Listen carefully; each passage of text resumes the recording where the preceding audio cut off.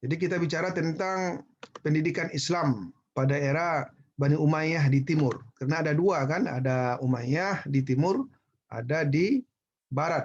Ya, ada di timur, ada di barat.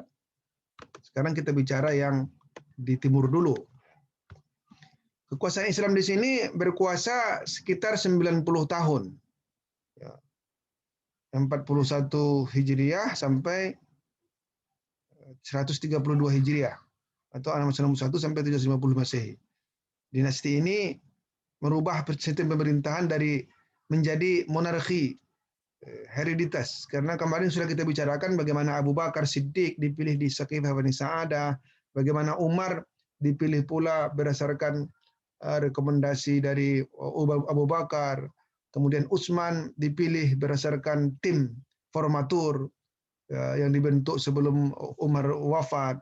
Ali juga dipilih secara bersama sebagai kesepakatan untuk mendamaikan umat Islam. Jadi keempat-empatnya berbeda, tidak ada tali darah di situ, walaupun keempat-empatnya adalah sahabat Rasulullah SAW. Tapi ketika Muawiyah berkuasa, maka kekhalifahan berganti menjadi monarki hereditis, artinya yang menjadi pengganti khalifah itu adalah putra-putranya atau saudaranya, ya kan, atau anak pamannya, pokoknya ada hubungan persaudaraan dari darah. Ini yang menjadi masalah sebenarnya, tetapi mereka tetap menyebut diri sebagai khalifah, ya, menjadi khalifah. Ini ada beberapa khalifah, ada 14 paling tidak yang berkuasa pada sepanjang 90 tahun itu, dan yang paling yang paling terkenal itu adalah Muawiyah I atau disebut Muawiyah bin Abu Sufyan yang sebelumnya menjadi gubernur. Ada Abdul Malik bin Marwan, ada Al-Walid bin Abdul Malik, ya, ini lagi Umar bin Abdul Aziz yang juga merupakan cucu, ya, cicit dari Umar bin Khattab, sehingga dia juga disebut sebagai Umar kedua. Jadi Umar itu punya anak bernama Asim. Asim menikah dengan Ummu Kalsum, ya. Lalu Asim punya anak perempuan itu menikah dengan Abdul Aziz, maka lahirlah Umar bin Abdul Aziz. Jadi cicit, ya, anak dari cucu Umar bin Khattab. Lalu ada Hisam bin Abdul Malik. Ini beberapa khalifah yang juga punya perhatian yang luar biasa terhadap pendidikan Islam. Ini hierarkinya itu, tetap semuanya punya hubungan darah, ya. Mulai dari Umayyah tadi sang pendiri, ya, Muawiyah I, ya, ini khalifah pertama, kemudian Yazid, Muawiyah II, dan seterusnya sampai ke 14. Apa yang mereka capai, kemajuan-kemajuannya misalnya mereka sudah memisahkan antara kekuasaan agama, spiritual power, dengan kekuasaan politik. Ya, kalau sebelumnya kita tahu Khalifah Abu Bakar misalnya, dia menyatu sebagai seorang politisi, ahli politik, pemimpin pemerintahan, tetapi beliau juga seorang ulama, seorang qadhi, yang ahli agama. Jadi dua perannya. Seperti juga yang dicontohkan oleh baginda Rasulullah Muhammad SAW. Tapi karena kemampuan generasi sesudahnya, terutama pada Muawiyah, mereka tidak memiliki kemampuan kedua-duanya, maka terjadilah pemisahan. Jadi ada pemimpin agamanya, yaitu ulama-ulama, tapi ada kepemimpin politiknya. Itulah khalifah-khalifah yang diangkat. Jadi khalifah itu sudah terbagi dua, gitu. Tidak lagi satu kesatuan. Jadi ada umara, ada ulama, gitu lah, ya. Kalau dulu kan tidak. Pada masa Khulafaur Rasyidin, dia ulama, dia juga umaranya, dia pemimpinnya, dia juga yang pemimpin agamanya, gitu. Pemimpin politiknya dia juga, gitu. Pada masa ini tidak lagi, gitu. Pembagian wilayahnya pada masa Umar bin Khattab ada 8 provinsi, ya. Kepada masa dinasti Umayyah ini menjadi 10 provinsi. Ya, tiap-tiap provinsi itu dikepalai juga seorang gubernur yang bertanggung jawab langsung kepada khalifah. Gubernur berhak menunjuk wakilnya di daerah yang lebih kecil dan mereka dinamakan sebagai amir. Jadi berbeda dengan sebutan Amirul Mukminin untuk Khalifah Umar bin Khattab. Itu kan Amirul Mukminin berarti kan pemerintah sekalian orang beriman. Nah, kalau ini tidak, amir ini semacam bupati lah, gitu, ya, wakil dari gubernur. Jadi kemudian dewan itu bahasa Arab ya, semacam departemen itu juga sudah banyak, semakin dikembangkan, walaupun itu sudah dimulai oleh Umar bin Khattab. Ada Diwan Rasail tentang surat menyurat, Diwan Al-Kharraj tentang pajak, Diwan Al-Barid tentang berita-berita rahasia, semacam intel lah ini ya. Ada Diwan Al-Khatam ya, tentang aturan-aturan, ada Diwan Al-Musghilat tentang hal-hal yang terkait dengan kepentingan umum. Kemajuan yang dicapai itu misalnya di bidang keuangan sudah ada dilakukan percetakan uang seperti dinar dan dirham tadi yang kita contohkan. Ya, Khalifah Abdul Malik bin Marwan pada masa beliau. Kemudian organisasi lebih ada ketentaraan, kemiliteran, ada undang-undangnya wajib militer dinamakan Nizamul Tajnidil Ijbari.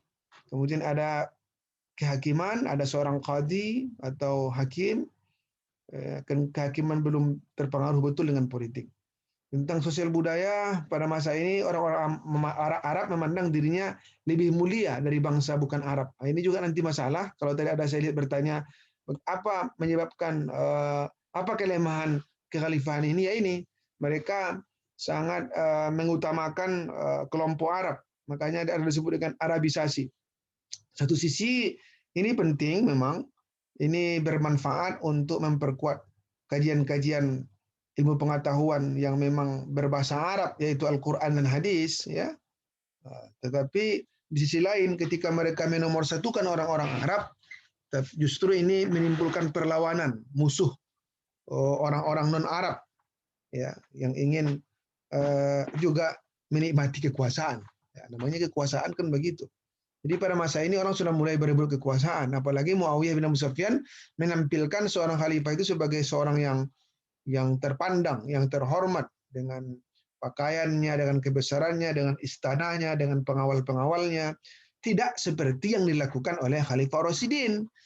Abu Bakar, Umar, Utsman, Ali itu tidak memiliki fasilitas mewah. Tapi pada masa Muawiyah sudah mulai mereka menampilkan sebagai khalifah seperti kerajaan lah begitu. Walaupun bukan disebut kerajaan, tapi seperti itulah. Makanya akhirnya ini juga membuat orang mulai tergiur ya tentang kekuasaan ini, sehingga memunculkan musuh-musuh gerakan-gerakan bawah tanah. Walaupun tidak satu-satunya itu yang menjadi alasan. Ada bidang bahasa dan sastra, Walid bin Abdul Malik berkuasa, terjadi penyeragaman bahasa. Itu tadi, semuanya adalah bahasa Arab. Jadi bahasa Arab itu bahasa resmi negara. Bidang seni rupa, sudah ada seni ukir, pahat, ya, bahkan ada kaligrafi sebagai motifnya.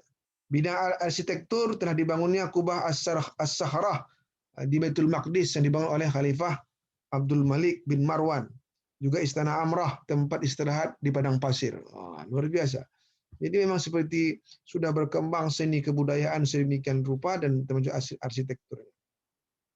Adapun pendidikan Islam secara khusus, ya, itu tadi yang saya katakan bersifat Arab. Pendidikan masih didominasi orang-orang Arab, karena pada saat itu unsur-unsur Arab yang memberi arah pemerintahan secara politis, agama, dan budaya. Jadi makanya nanti ada mereka buat lembaga pendidikan disebut dengan Badiah. Ya, Badiah itu di kampung Badui lah, orang-orang asli Arab itu masih pedalaman, tetapi di situ menggunakan Arab yang asli. Sehingga kalau ingin belajar bahasa Arab ya ke sanalah begitu.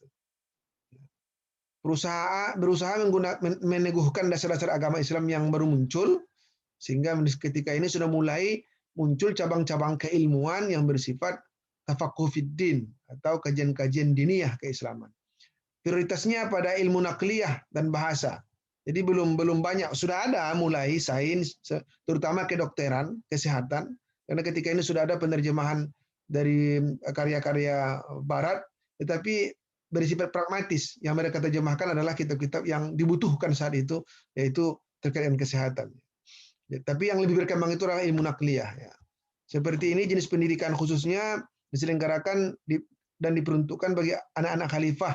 Jadi ada pula pendidikan khusus untuk anak-anak khalifah. Mereka dididik supaya kelak menjadi khalifah pengganti orang tuanya. Ya, materi tentang pemerintahan, membaca menulis Quran, hadis, bahasa Arab, syair-syair, tentang kepemimpinan itulah ya. Lalu ada pula pendidikan untuk orang-orang biasa, ya, seperti model selanjutnya seperti yang pendidikan sebelumnya, ada kutab, ada masjid ya, dan gurunya mengajar dengan ikhlas ya, tanggung jawab pribadi, apalagi ketika itu mereka terdorong dengan Al-Qur'an.